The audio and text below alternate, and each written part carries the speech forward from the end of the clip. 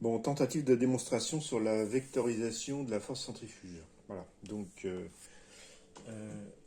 là, ce système-là a la possibilité d'aller en avant comme ça lorsque ça tourne, mais par contre, ça ne peut pas aller dans ce sens-là, il y a un blocage. Donc on va déjà commencer par tourner dans un sens. Est-ce que je suis dans le bon sens? Voilà. Je pense, oui, c'est dans le bon sens. Alors allons-y.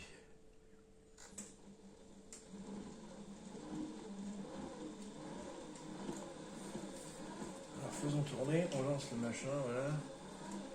Assez.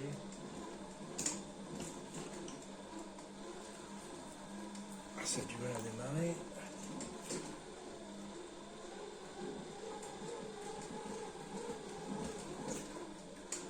Voilà. Bon, maintenant je vais mettre une charge. Voilà.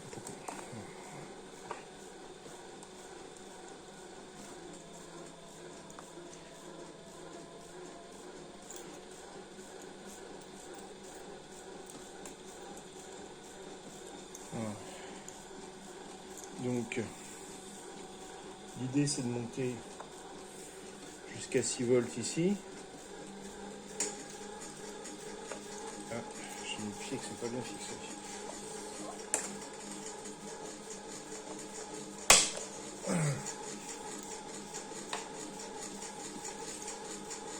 Alors, on va monter jusqu'à 6 volts, mais il faut les 3 phases. Un peu de mal, hein.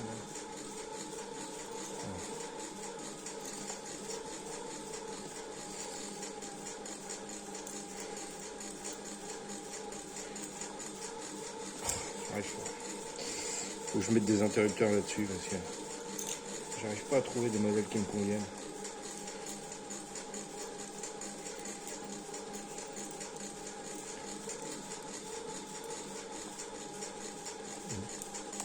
Une vis récalcitrante.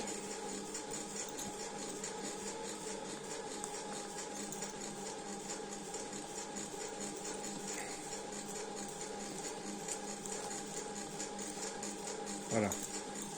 Donc on va monter à 6 volts.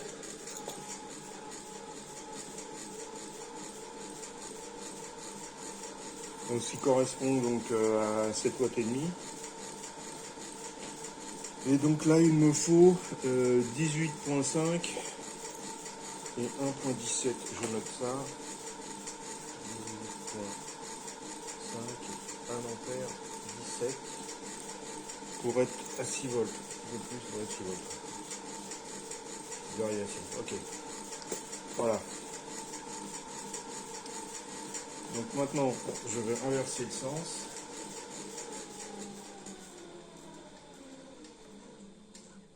Alors, par contre, il faut tout recommencer la procédure parce que ça ne peut pas démarrer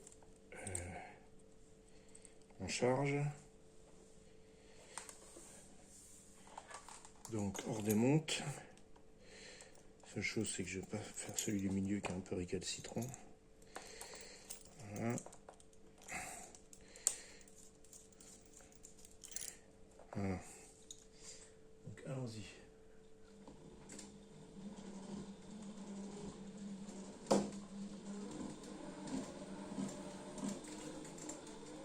Alors déjà, on s'aperçoit que ça démarre mieux.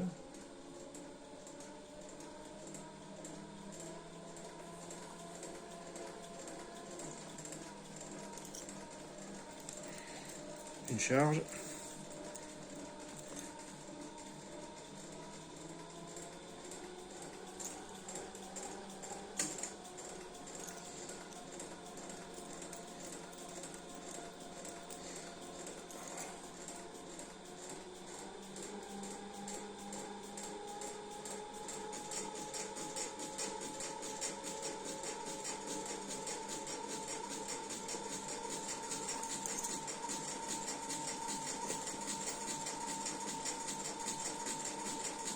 Voilà, donc là,